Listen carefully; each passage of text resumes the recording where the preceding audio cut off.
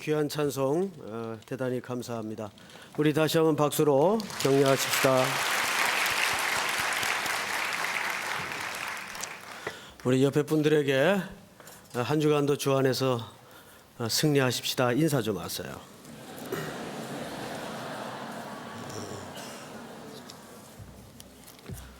우리 지난주는 현혜욱 선교사님 파송 예배가 있었죠. 오늘은 이제 3장 마지막 부분으로서 31절서부터 35절까지 영적인 가족의 의미가 뭔가, 새로운 가족에 대해서 좀 말씀을 나누겠습니다. 가족은 굉장히 오묘한 관계죠. 굉장히 우주만큼이나 다양한 개념과 의미와 가치들이 녹아져 있는 것이 가정입니다.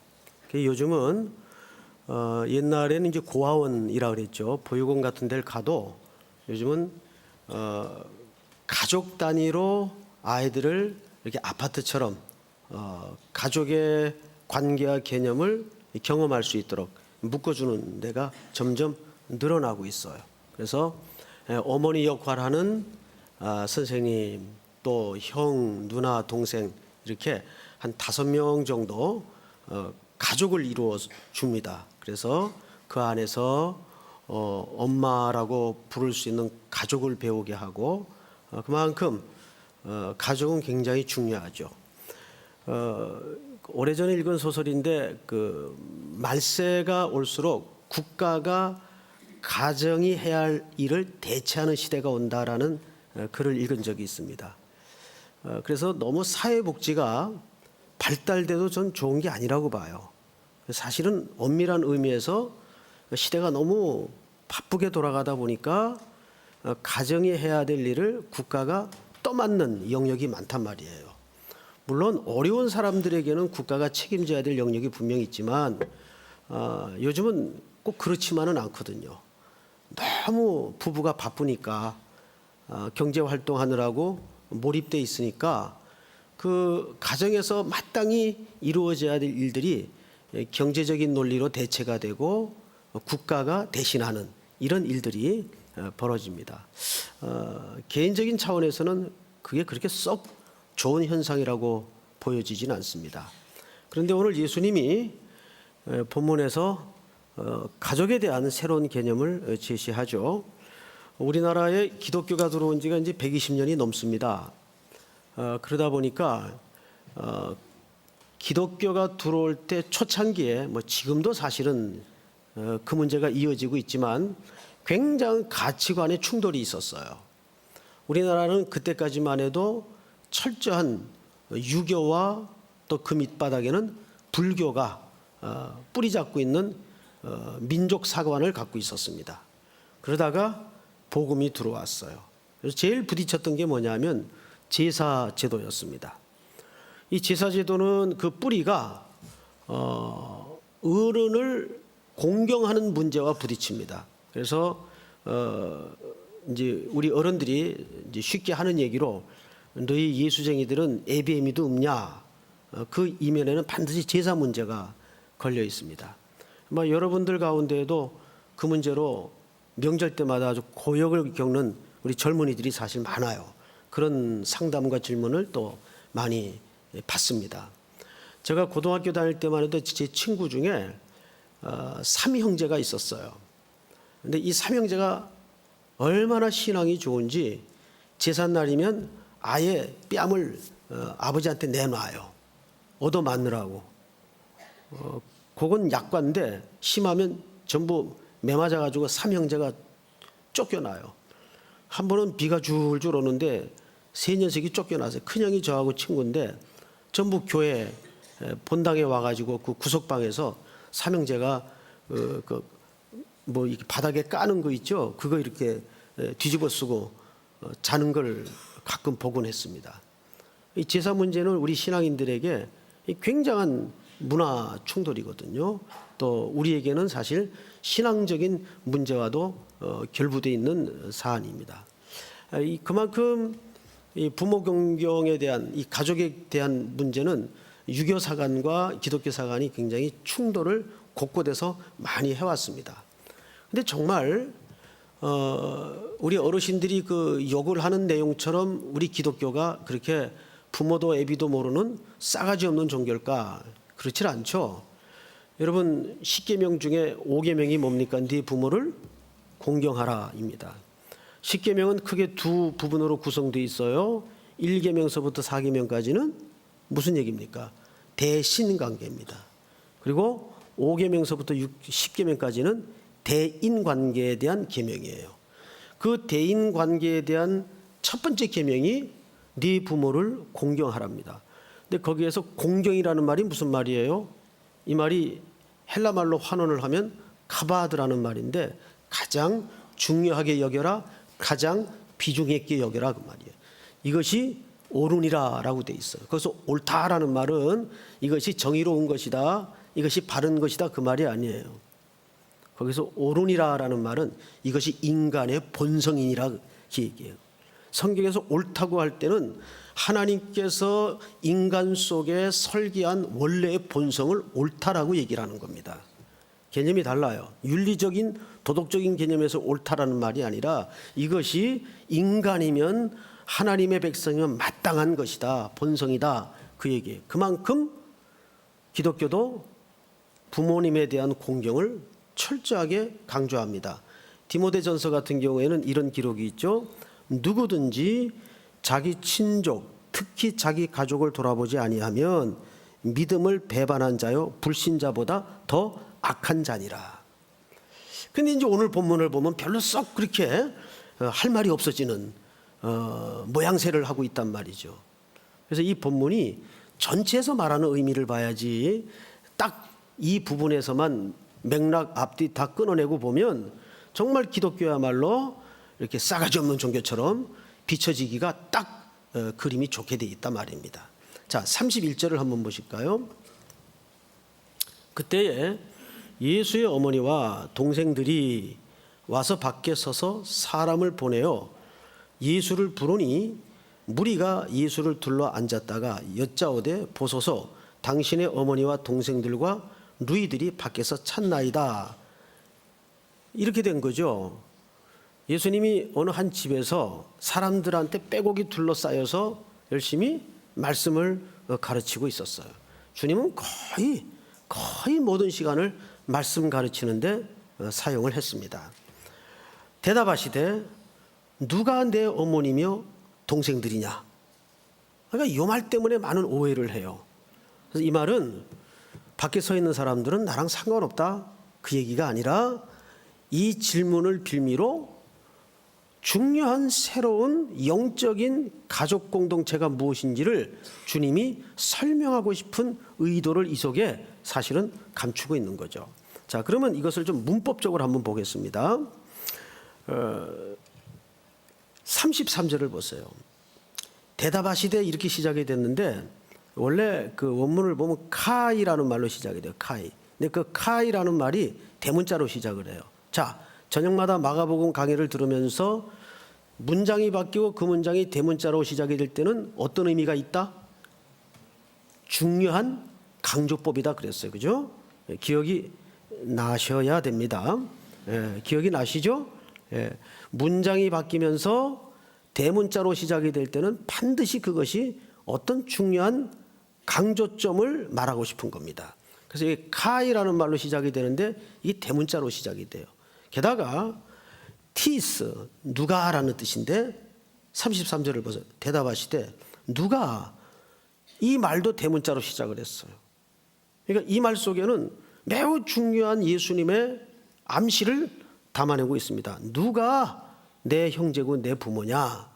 이제부터 내 형제고 내 부모를 내가 새롭게 정의해 주겠다. 그리고 어떻게 하셨는가 하면 34절 보세요. 둘러앉은 자들을 보시며 이르시되 내 어머니와 내 동생들을 보라.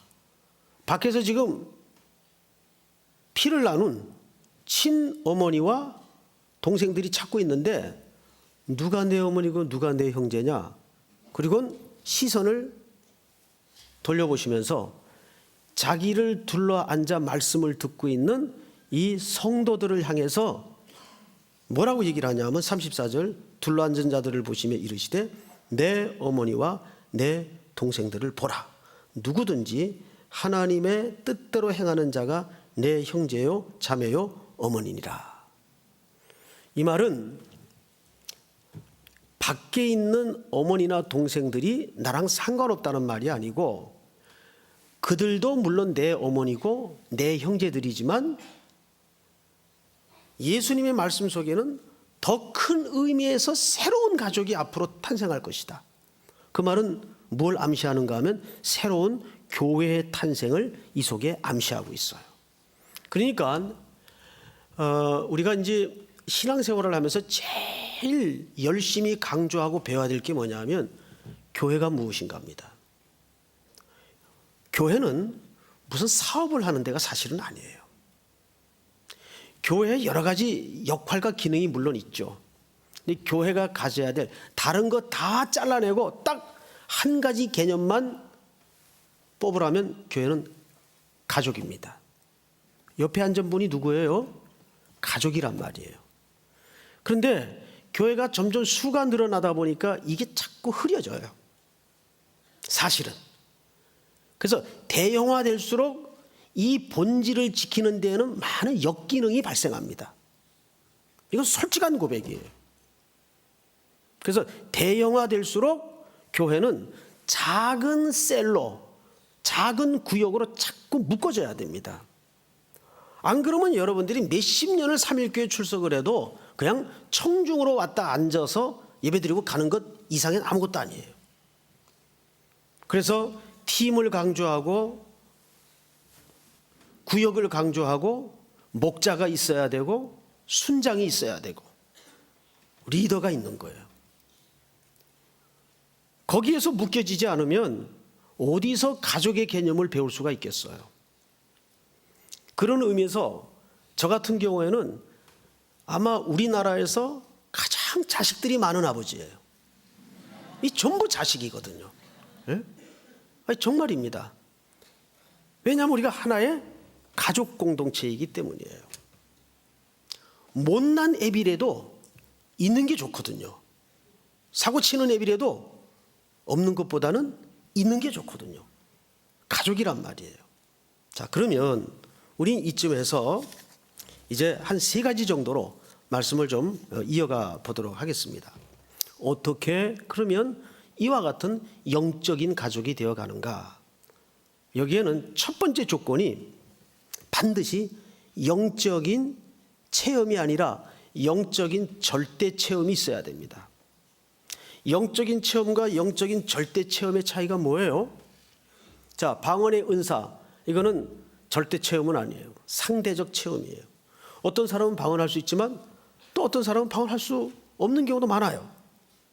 그런데 영적인 절대 체험이 있어야 된다는 말은 이스라엘의 최고의 지성인 니고데모라는 사람이 있었죠. 그런 성경을 능통으로 공부하고 한 사람이에요. 가르치기도 한 사람이에요. 그런데 끊임없이 마음 한가운데 오랜 세월 동안 그 영혼을 짓누르고 있는 해결되지 않은 어떤 영적인 문제가 있었어요. 그러다가 어느 날 그 마을에 예수님이 어느 집에 머무신다는 소식을 듣게 됩니다. 그리고 한밤중 예수님이 계신 숙소를 똑똑똑 문을 두드리게 되죠. 예수님이 니고데모를 맞습니다. 선생님, 어떻게 하여야 구원을 얻을 수 있겠습니까? 자, 니고데모의 질문 속에는 벌써 함정이 있어요. 구원을 무엇을 해야 얻는 것으로 이미 전제를 하고 있어요. 그러자 예수님께서 딱 한마디로 뭐라고 지적하셨습니까? 네가 거듭나야 하겠다. 니고데모가 피식하고 웃었죠. 뭐 성경에는 물론 웃었다는 얘기는 없지만 니고데모가 제가 지금 나이가 몇 살인데 다시 어머니 뱃속에 들어갔다가 나온단 말입니까? 예수님 좋고 잘하시네요. 요즘 개콘 보시나 봐요. 막 이렇게 대화가 이루어졌던 것 같아요. 자, 물과 성령으로 나지 아니하면 아무도 아버지의 나라를 볼 수가 없다. 자, 이게 절대 체험입니다. 아무리 신앙생활을 삼일교회 교족부 1번일지라 할지라도 거듭나지 않으면 예수님의 가족이 될 수가 없어요.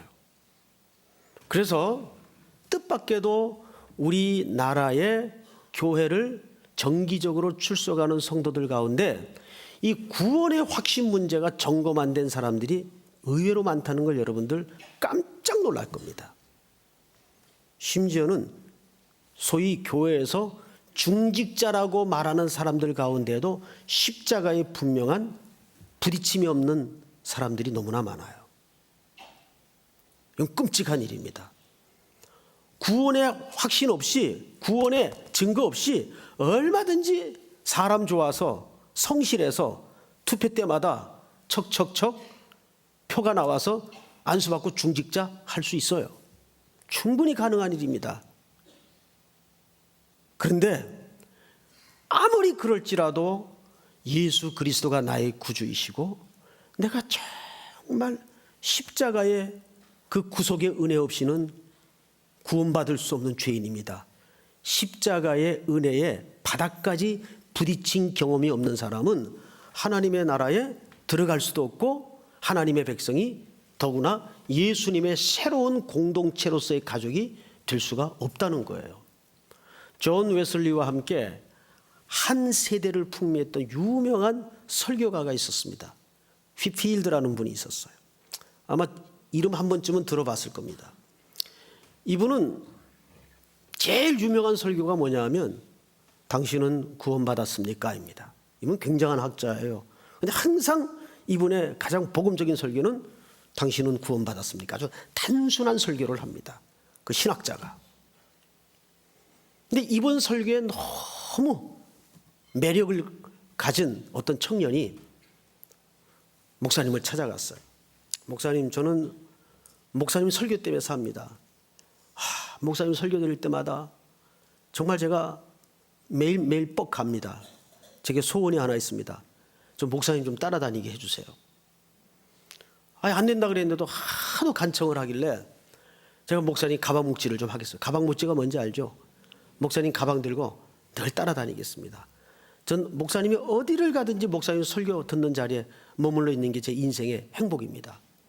너무너무 그래서 허락을 했어요. 뭐 신이 나서 목사님 가방 들고 집회마다 쫓아다닙니다.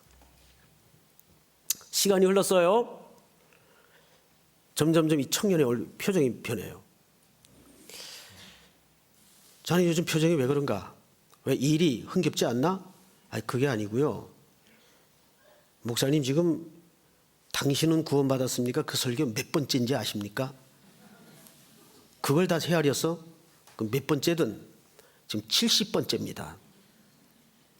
그 설교 말고 좀 다른 설교 없습니까? 목사님이 그 청년을 뚫어지게 쳐다보다가 바로 내 놈 때문에 계속 해야 돼.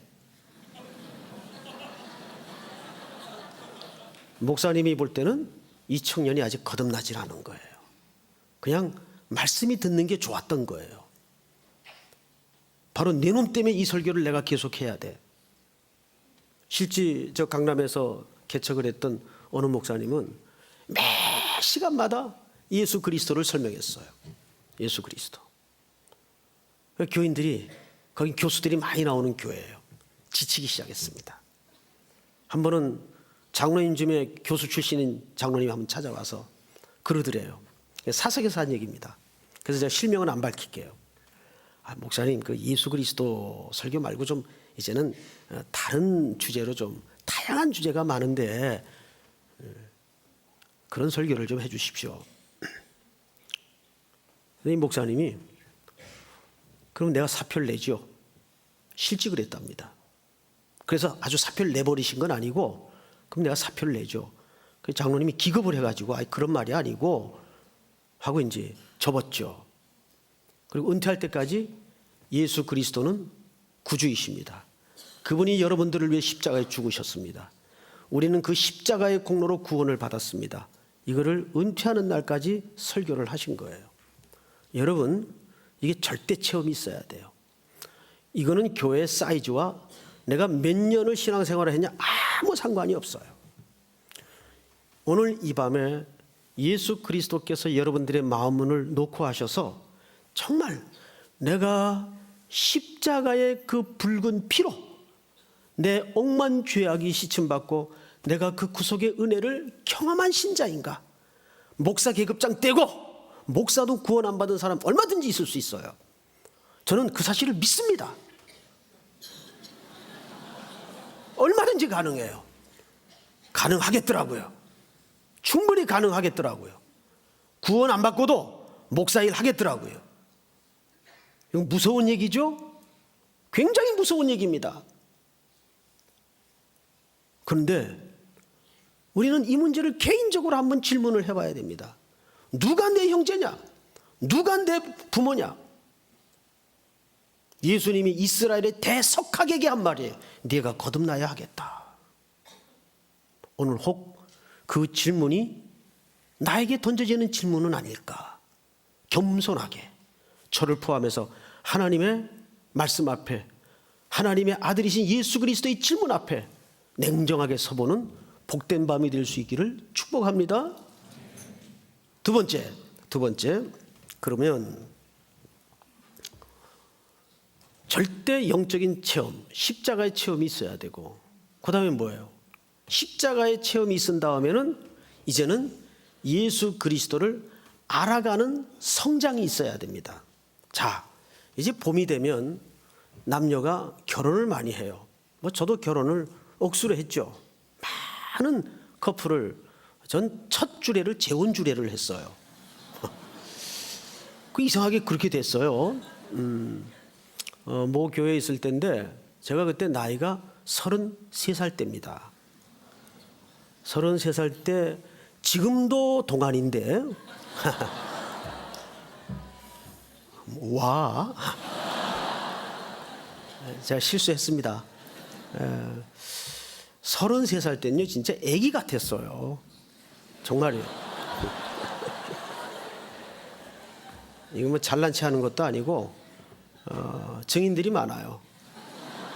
제가 정말 그때 사진 한번 제가 위에다 스크린에다 한번 걸어 드릴 테니까 깜짝 놀랄 겁니다. 깜짝 놀랄 겁니다. 그런데 거의 그때 재혼하신 분이 60이 넘은 분이에요. 60이 넘은. 제가 이제 교구 담당이어서 할 수밖에 없었어요. 그것도 호텔에서 이제 주례를 했어요. 나이와 상관없이 결혼을 하면 부부가 되는 게 아니더라고요. 결혼을 하면 법적으로 부부가 되는 거죠. 그렇죠? 그리고 이제 어떻게 됩니까? 부부가 되어가는 거예요. 집사람하고 이제 결혼 생활이 얼추 이제 거의 30년이 가까워요. 근데 살면 살수록 모르는 게 새로 나와요. 서로에게. 아, 우리 남편이 이런 좋은 점이 있었구나.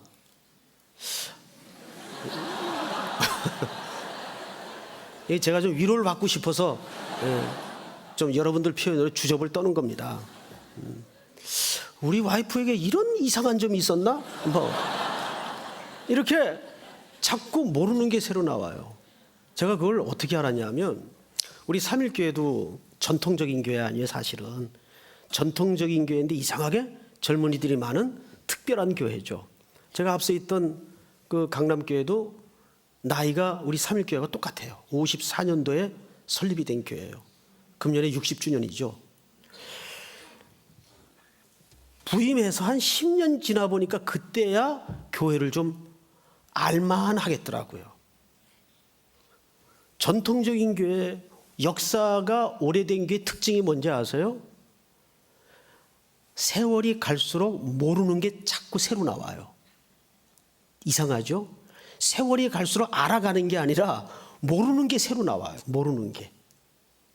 그러니까 제가 한 3일교회를 완전히 알아서 3일교회 정말 담임 목사 구실을 하려면 최소한 짧게 속성 과정으로 잡아도 5년 이상은 걸릴 것 같아요.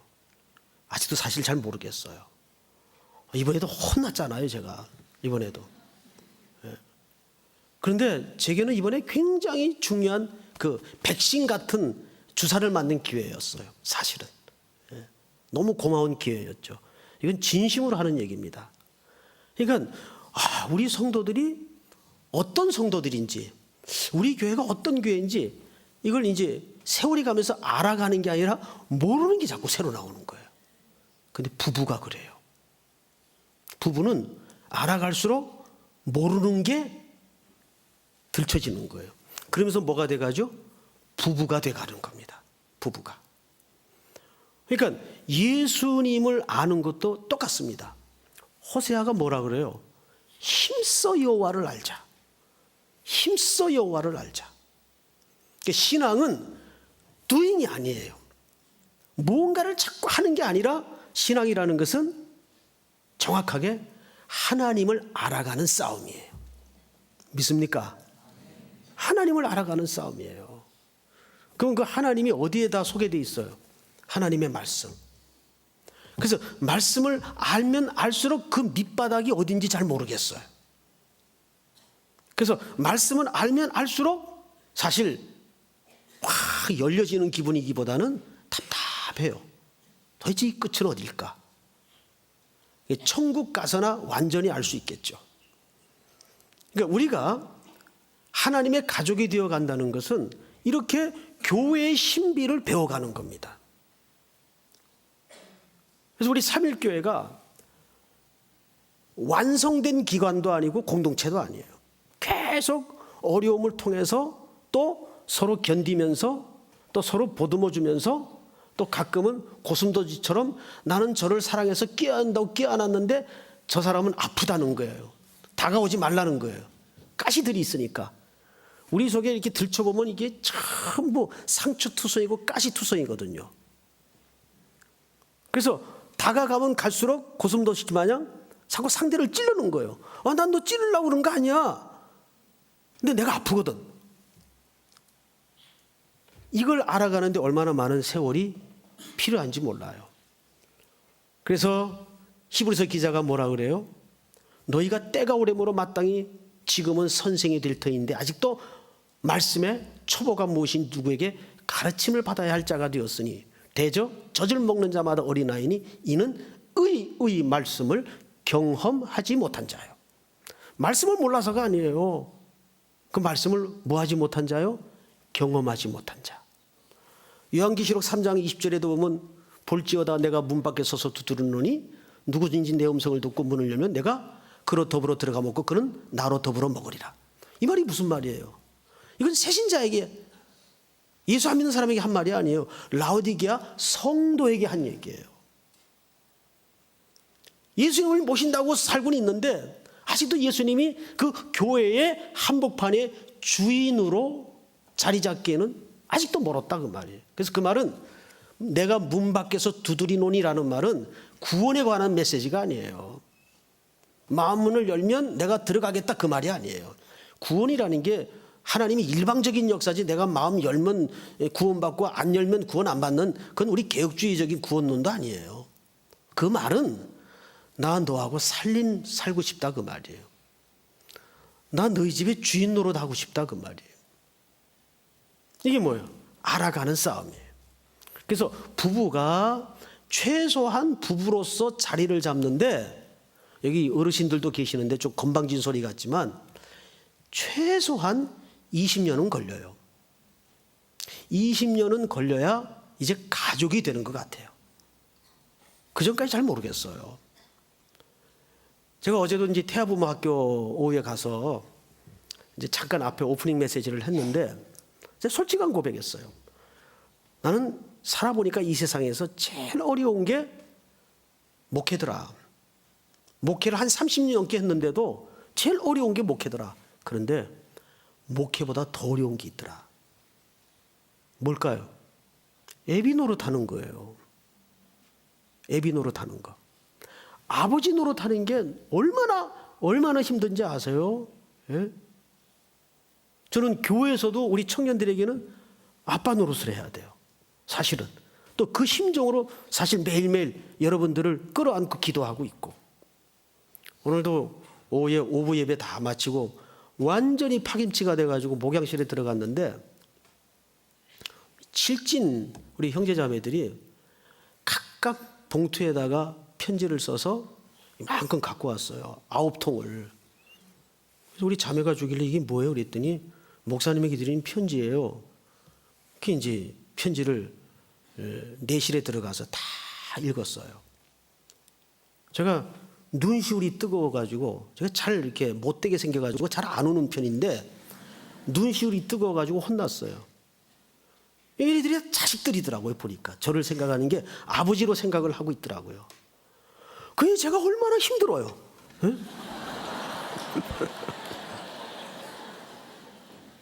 그러면서 행복하고 감사하고 부족한 사람이라도 그 아버지로 생각해주는 그 청년들의 순진한 마음이 너무 고맙기도 하고, 정말 이렇게 해서 내가 우리 삼일교회 청년들의 애비가 되어 가는구나, 그런 흐뭇한 마음이 있었어요. 오늘 특별히 여기서는 뭘 얘기하냐면 누가 영적인 가족이냐. 그러면서 예수님이 첫째 거듭나야 되고, 둘째 주님을 알아가야 되고, 마지막으로 뭘까요? 마지막으로 목표가 같아야 돼요. 가족은 바라보는 지점이 똑같아야 돼요. 제가 이제 신대원 들어갔는데, 총신 신대원 들어갔는데 1학년 되면 수련회를 해요. 학기 시작 전에. 근데 우리 총신에서 그때 최초로 어디를 이제 입소를 했는가 하면 가나안 농군학교를 입소를 했어요. 이건 가나안 농군학교 역사상 아주 경이로운 기적 같은 일이었어요. 이런 고리타분한 합동교단에서 그런 가나안 농군학교를 신학기 수련회로 입소를 전교생이 한다는 게 있을 수가 없는 일이었어요. 그래서 그때 그 가나안 농군학교에서 깜짝 놀랐어요. 근데 그 가나안 농군학교 저 원주에 있어요. 한번 가보세요. 굉장히 참 배울 게 많아요. 저는 그때 배운 것 중에 하나가 칫솔에다가 치약을 3mm 이상 짜지 마라, 이걸 배웠어요. 지금 정확하게 그걸 몇십 년 동안 똑같이 합니다. 그때 배운 거를. 치약을 3mm 이상 짜지 않아요. 그래서 좀 모자란다 싶으면 여러 번 짜긴 하지만은 3mm가 사실 부족하더라고요. 3mm가. 그런데 그때 누가 나오셨는가 하면 김범일 장로님이 나오셨어요. 이 장로님이 이제 신학생들을 다 앉혀놓고, 다 전도사님들이죠. 간증을 하나 하시는 거예요. 자기는 이 세상에 제일 원수 같은 인간이 아버지였대요. 너무 아버지가 싫었대요. 왜 나를 낳아가지고 내가 언제 강원도 산골에서 문화단절하고 산다 그랬나? 태어나 보니까 아버지가 그 일을 하고 있는 거예요. 우리 애들도 그러더라고요. 둘째가 태어나 보니까 아버지가 목사야. 미치는 거죠. 네? 스트레스인지 받는 거죠. 목사의 딸로 태어난 게 아니고 목사의 아들로 태어난 게 아니거든요. 그 심정을 너무나 이해를 하는 거예요. 게다가 뭐 문화라고는 아무것도 접촉을 할 수가 없고, 아침에 꼭두 새벽같이 일어나서 기도해야 되고 밭 갈아야 되고 농사 지어야 되고, 너무 싫어가지고 방문 올랐을 때 그 대돌이 있지 않습니까? 돌로 된 신발 놓는데 거기 늘 아버지 신발이 놓여 있을 때요. 이렇게 본 다음에 탁 찼대요. 아버지 신발을. 너무 꼴보기 싫어가지고. 그리고 이제 주워다가 또 갖다 놓고 나가고. 그래야 이제 직성이 풀리니까. 그렇게 싫었대요, 아버지가. 그런데 자기가 철이 들어서 은혜를 받고 아버지는 돌아가시고, 그 일을 누가 해야 되는데 자기가 맡게 된 거예요. 지금도 아마 그 일을 하고 있을 거예요. 그 형제들이 다 그 일을 해요. 성남에도 가다 보면 그게 지금 가나안 농군학교 옛날 게 하나 있어요. 저 가끔 거길 갑니다. 거기 가서 그 시골에서 올라온 농어촌 그 목회하는 분들 이제 강의를 가끔 해주곤 합니다. 그 일을, 아버지 하시던 일을 이어서 해보니까 이것이 온 천하를 바꾸고도 누구나 할 수 없는 너무도 귀하고 소중한 일이라는 걸 자기가 그제서야 깨달았다는 거예요. 그래서 늘 신발 신고 올라갈 때마다 대도를 보면 아버지 신발에 놓여있던 그 생각이 나더라는 거예요. 너무 죄송하고 또 이 신앙적 유산을 물려준 아버지한테 감사하고. 근데 내가 왜 이렇게 되었을까? 돌아보니까 아버지가 온 가족의 인생의 방향을 분명하게 설정했다는 거예요. 우리 가문은 이렇게 살아야 된다. 여러분, 물론 가족이 무슨 전략을 짜고 가정마다 비전이 있어야 된다는 말은 아니에요. 너희 가족은 무슨 비전이 있냐? 뭐 이르라는 말은 아니에요. 뭐 그렇게 사는 가정이 뭐 몇이나 있겠어요.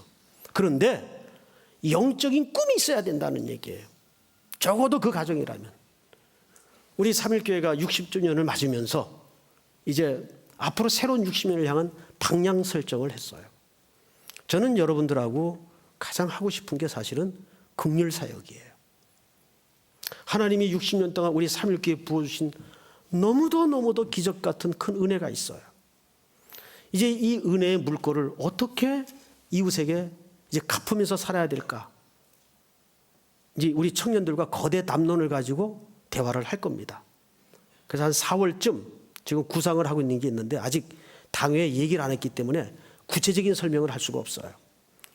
이제 먼저 우리 전체 교인들이 누구나 참여할 수 있는 그 거대 담론을 토론할 수 있는 현장을 좀 만들 거예요. 왜냐하면 우리 교회도 보면요, 뭐 구석구석에 이미 뭐 이렇게 노숙자 사역도 하는 친구들이 있고 쪽방 사역하는 친구들도 있고 자발적으로 자생적으로 벌어지고 있는 일들이 굉장히 많더라고요. 보니까 아주 제가 놀랐어요. 정말 하나님의 일은 그렇게 이루어져야 돼요. 자, 교회에서 상명하달식으로 이거 합시다. 뭐 가끔 이런 경우도 있을 수밖에 없는 경우가 있어요. 분명 이건 어차피 공동체다 보니까. 그런데 진짜 일은 여러분들이 은혜 받아서 나 이번 예배를 통해서 이번 말씀을 통해서 이런 은혜를 받았는데 정말 이 은혜를 내 온 생애 속에 우리 가정은 이렇게 한번 실현해 보고 싶다. 이렇게 마치 끊임없이 물을 주면 거기 땅에서 아무것도 없는데 서서히 싹이 올라오듯이 그렇게 하나님의 일이 보여지기 시작해야 돼요. 믿습니까, 여러분? 분명 우리 교회는 그것을 할 수가 있어요. 이 땅에 이번에 저는 제일 가슴 아픈 게 70만 원짜리 봉투 남겨놓고 마지막 방 월세 그리고 전기세 남겨놓고 세 모녀가 숨을 끊었죠. 그것은 자살이 죄다 나쁘다 그걸 논할 문제가 아니에요. 이것은 사회의 연대 책임이 있단 말이죠. 공동체적인 책임이 있단 말이죠. 적어도 그런 정말 비명소리가 우리 주변에서 더 이상은 나오지 않도록 우리가 뭔가를 이제는 담아내야 되지 않겠는가 하는 생각을 갖습니다. 그런 꿈을 갖는 거예요. 우리 삼일교회는 그런 꿈을 갖는 교회가 되었으면 좋겠어요. 믿습니까?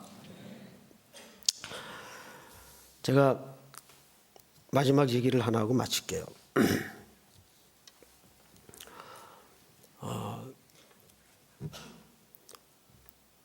우리 교회는 60년을 지내오면서 참 크고 작은 많은 일들이 있었습니다.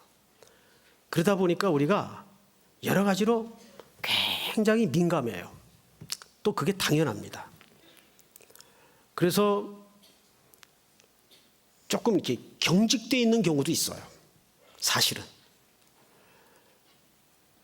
그래서 이제 제 책임이 뭐냐 하면 우리 만여 명이 넘는 성도들이 조금 마음 편하게 그리고 심령이 행복하게 온전히 하나의 가족이 되어갈 수 있도록 이끌고 갈 책임이 있다라는 생각을 갖습니다. 오늘 이 새로운 가족이라는 주제로 여러분들과 이제 말씀을 준비하면서 그런 꿈을 꿔봐요. 우리 교회가 앞으로 새로운 60년 주님 오신 그날까지 무엇을 해야 될까? 무엇을 해야 될까도 중요하지만 사실은 어떤 성도로 만들어야 될까? 그것이 영적인 지도자로서 심각한 잠 못 이룰 과제고 숙제인 것 같습니다. 특별히 우리 교회는 청년들이 많잖아요.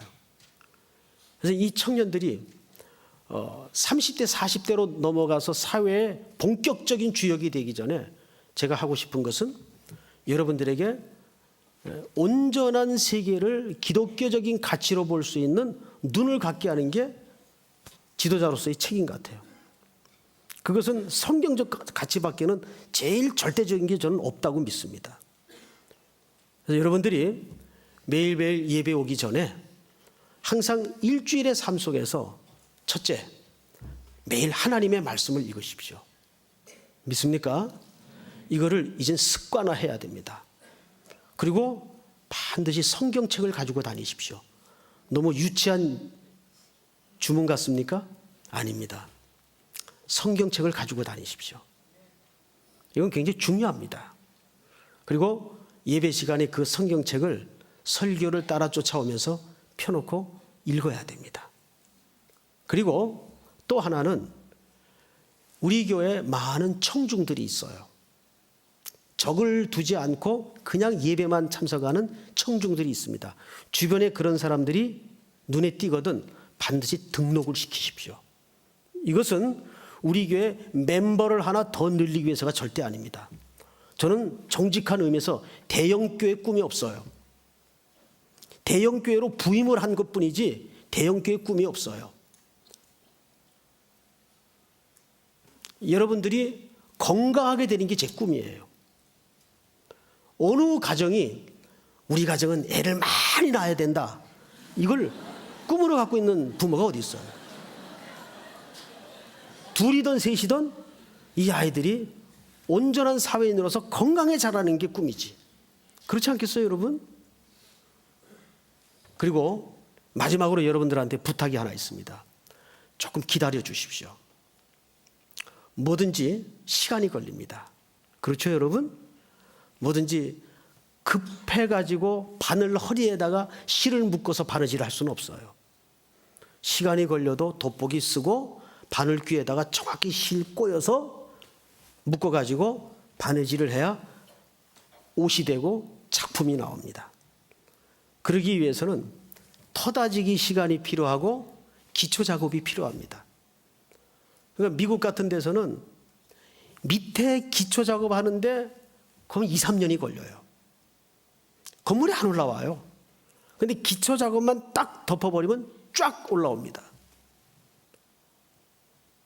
우리나라 요즘 그렇게 하죠. 물론 그만큼 기초 작업이 중요합니다. 그런데 그 기초 작업은 대충 할 수가 없는 문제예요. 지난 목요일부터 우리 장로님들이 이제 여러분들 앞에 본이 되기 위해서 제자 훈련을 시작했어요. 오리엔테이션만 했는데도 긴장들 하셔가지고 오셨더라고요. 이제 이번 주부터 본격적으로 시작을 합니다. 그래서 모든 진원들은, 우리 또 청장년진의 장년진의 목자들은, 또 우리 성도님들은 제자 훈련을 통해서, 무슨 제자 훈련이 무슨 또 하나의 교회 성장을 위한 프로그램이 절대 아닙니다. 주님을 배우고 교회가 무엇인지를 배우고 하나님의 풍성함이 어떤지를 배우는데 이 기초 작업을 하는 겁니다. 그 은혜와 감격이 내 속에 바로 들어올 때 거기에서 이 은혜를, 이 사랑을 어떻게 내 온 인생 속에 그리스도인으로서 드러낼 수 있을까, 그 자발적인 고민이 나오는 겁니다. 믿습니까? 그럴 때 드디어 우리는 새로운 영적 가정의 공동체가 되는 거죠. 그 온전한 가정을 꿈꾸면서 또 한 주간을 주 은혜 가운데 승리하는 여러분들이 될 수 있기를 축복합니다. 우리 다 일어나십시다. 우리 보좌 앞에 모였네.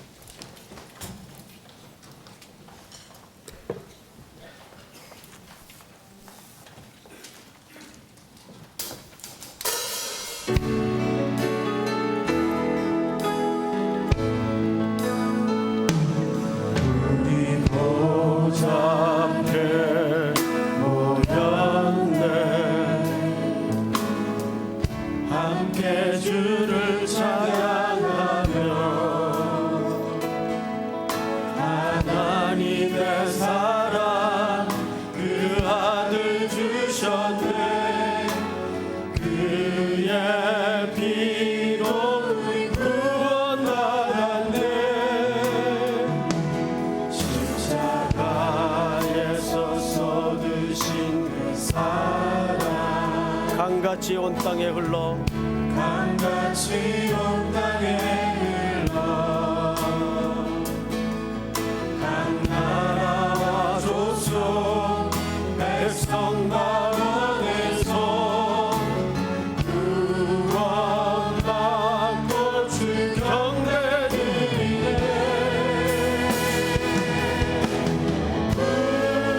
구원하심이 보좌에 앉으신 우리 하나님과 어린 양께 있도다. 구원하심이 보좌에 앉으신 우리 하나님과 어린 양께 있도다. 구원하심이 보좌에 앉으신 우리 하나님과 어린 양께 있도다. 구원하심이 보좌에 앉으신 우리 하나님과 어린 양께 있도다.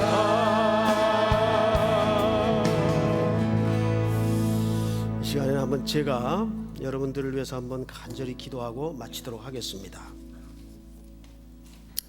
하나님, 부족하고 연약한 종을 우리 삼일교회로 보내어서 너무도 귀하고 귀한 성도들과 아름다운 공동체를 만들어 가도록 명하신 것을 감사합니다.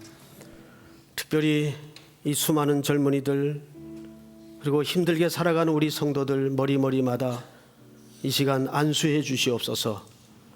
저들의 지친 마음에 고단한 심령에 하나님의 말씀으로 새 힘을 주셔서 온 교회가 하나의 가족임을 확인하는 기적과 은혜가 있도록 인도하여 주시옵기를 간절히 원합니다. 특별히 우리 아들, 딸들 일터를 허락해 주시고 저들이 미래의 길을 신실히 열어갈 수 있도록 잘 준비되게 하시며 무엇보다도 아름다운 배필을 허락해 주셔서 건강한 가정을 꿈꾸며 아름다운 신실한 생명의 열매를 이어갈 수 있도록 도와주시옵기를 간절히 원합니다.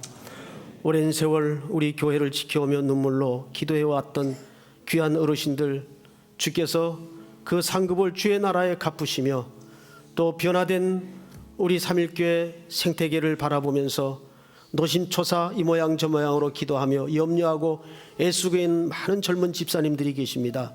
주님, 그들의 마음도 붙드셔서 다시 한번 우리 모두가 한 방향으로 주님의 가족이 되어갈 수 있도록 인도하여 주시옵기를 간절히 원합니다.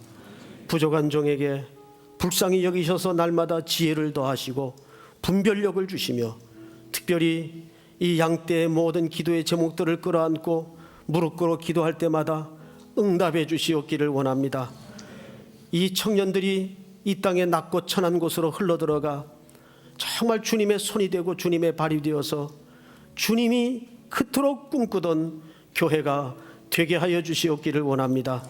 한 주간도 많은 일들이 있을 거고 또 많은 사람들을 만날 텐데 담대하게 하시고 지혜를 주셔서 일도 잘 될 수 있도록 도우시고 회사에도 어려운 일 생기지 않도록 도우시며 일터와 가정의 생업의 현장에 공장에 하나님의 사람들로 좋은 일들이 좋은 소문이 날 수 있도록 함께하여 주시옵기를 원합니다. 원수막이 우리 교회를 손대지 못하도록 간섭하여 주시옵소서. 오늘도 보이지 않는 곳에서 여러 가지로 애쓰고 수고한 귀한 우리 아들 딸들 위로하시고 격려해 주시옵기를 간절히 원하옵고 귀한 예물 받아 주시옵소서. 물질 때문에 지독한 어려움을 겪고 있는 우리 성도들에게 한 번만 불쌍히 여기셔서 부채의 몽에도 풀어주시고 또 저들의 이 핍절한 경제적인 문제도 해결해 주시옵소서. 지금은 우리 구주 예수 그리스도의 은혜와 아버지의 사랑과 성령님의 교통하심이 머리 숙여 경배를 드리는 모든 우리 삼일의 성도들 머리 위에 이제로부터 영원토록 함께 있을지어다. 아멘.